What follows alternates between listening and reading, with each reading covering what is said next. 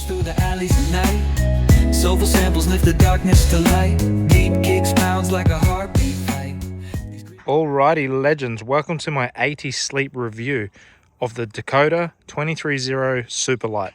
Weighing in at around 42 to 45 kilos, depending what you got in it.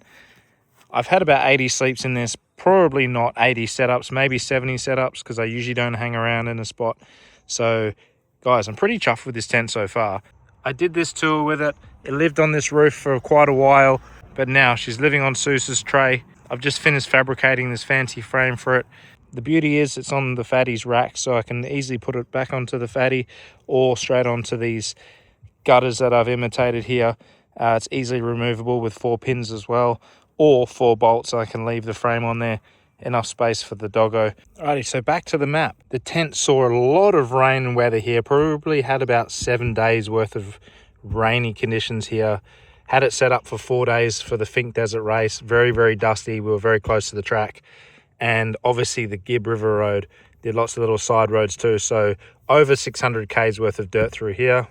And the Red Earth, James Price Point, very dusty. So she's definitely saw some dusty and wild conditions. But guys, let's get to this review on this tent. Alrighty, so let's quickly set it up. Alrighty guys, just as I set this tent up, I'm going to talk about some of the stats. I picked it up in Adelaide, the 4Driving Camping Show. Got it on sale there for $1,450. Came with 2 years warranty as well. It's really handy. It's got a 60mm medium density mattress that's laying on a hard body aluminium honeycomb. The ladder is easily detachable. It has these 2 kind of locking pins, and the rain fly is 420 grams per square meter, and it also has a light suppression coating. The mattress itself is 2.3 meters long and 1.2 meters wide, so absolutely huge. So there we have it, very quick setup. As you can see, she copped a lot of dust and dirt. So what I love about this tent is just how everything just pops out. I lift up this riser and the awning pops out. These awnings naturally pop out. Everything's very, very simple, very quick. And she's very waterproof. Like I said, 7 really rainy nights through Tasmania and not a drip came inside. Everything easily adjustable through these straps. Window galore. It's got skylights as well. Let's have a gaze inside, eh? Sturdy ladder. It's actually the first time I've set it up on this car. I've only just finished building that frame. First thing I did was eggshell mattress topper on top. So got the normal mattress, which is okay, but definitely recommend the eggshell on top. So I'm currently laying on my back. This is skylight number 1 and skylight number 2. So you can obviously have them up or down. They're plastic, so they don't let in rain either. So you can leave this open in rainy conditions. You've got window to both sides of you. And like I said, manages to stay really dry. It comes with this built-in little LED strip, which is super handy as well. Has a USB cable just tucked up in there. So as you can tell, I've packed it up with a blanket and a really tiny throw sheet and a little pillow. So it does close up with this. Has these little pockets here and there for all your keys and belongings. Obviously the pockets both sides here as well. Absolutely love how easy this tent is to set up. It does get a little bit dewy. It got a bit dewy in Darwin. Obviously that's a humid place. And yeah, no dust has made its way inside, even after being set up on the Fink for 4 days. Alrighty, now that we know it's lightweight, waterproof, dustproof, let's get into a couple of the bad points, because there's a few. It's roughly $1,400, which is pretty well priced. It's got a good brand name. But let's go through a couple of the things that did annoy me on the trip. They're all very minor. This is the first thing. The Velcro in here did give way, so I've just glued this nice bit on there. So when you're packing this up and Velcroing it, the ladder would drop. And because I'm traveling solo, when it was on this car, I had to pack the ladder up, swing it around. I couldn't have the ladder extended and drop it through like that. I had to pre-pack it. So yeah, little minor one, just replace the Velcro on that. Second thing I'll go through when I'm packing it up, but it was the closing straps. They both had this double eyelet style strap and they do slip through. So what I've done, I've put on these luggage straps instead, but I'll show you that when I'm closing it. The zips are pretty tough. Even though they got dusty, I gave them a clean out. They kept working. Every one of the zips works well in these. Even though they got dusty, they still worked a treat. So that's a bonus. I mean, the mattress isn't fabulous, but I needed a lightweight tent for the Suzuki, so the 42 kilos, it's a sacrifice you make. But with the eggshell, it really does help. So a bit of a minor one as well. All these are really minor things wrong with this tent. All right, lastly, the cold. I've always been a swag man. I've always got insulation from the ground. I don't know if it's the tent or like the thin fabric they've used. This room is so big that just one body in there, cold.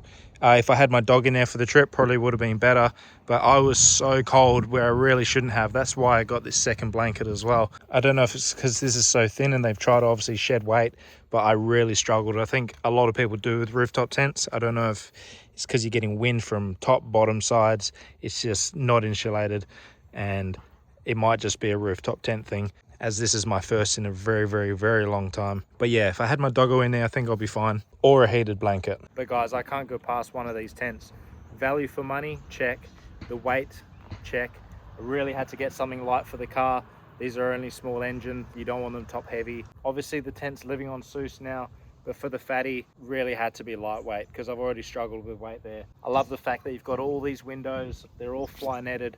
Super waterproof. We got rained on. I'll say that again and again, got so rained on in Tasmania. You've got these little hanging ports down here, little bag for your shoes here.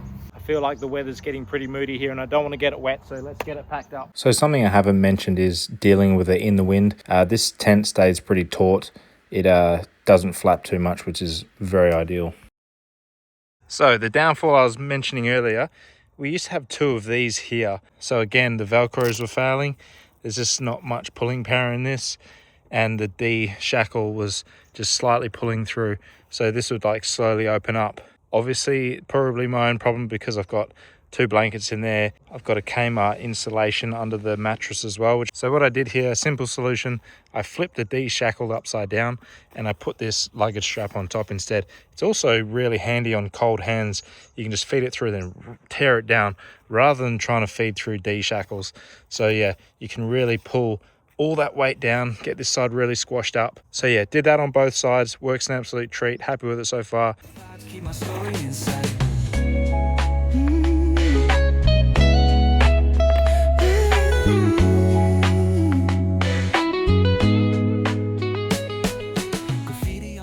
And just like that, we're all packed up, ready to hit the road. Obviously, you saw me pack it up. It was a bit wet still. Beauty of it, same with Tassie, I packed it up wet. Nothing internally soaks through and gets wet either. I could unpack it in an hour and it'll still be dry inside. So guys, the 23.0 Dakota Super Lite, definitely rate it. Gonna head out tonight, test it out in the bushes. Mainly the new setup on Seuss, but yeah, keen as guys. And if you're after a soft shell tent for your Suzuki Jimny, Suzuki Sierra, I would recommend one of these. Obviously they sit a bit higher than the hard-bodied ones that just pop up, and they take a little bit longer, but if the weight, you can't say no to 42 to 44 kilos with the ladder all built in. So handy, so lightweight and pretty compact. They've come a long way, these rooftop tents. Chuffed as. Guys, hope you enjoyed this little review, setup review. Let's go hit the bushes. Street lights flicker on this endless trail.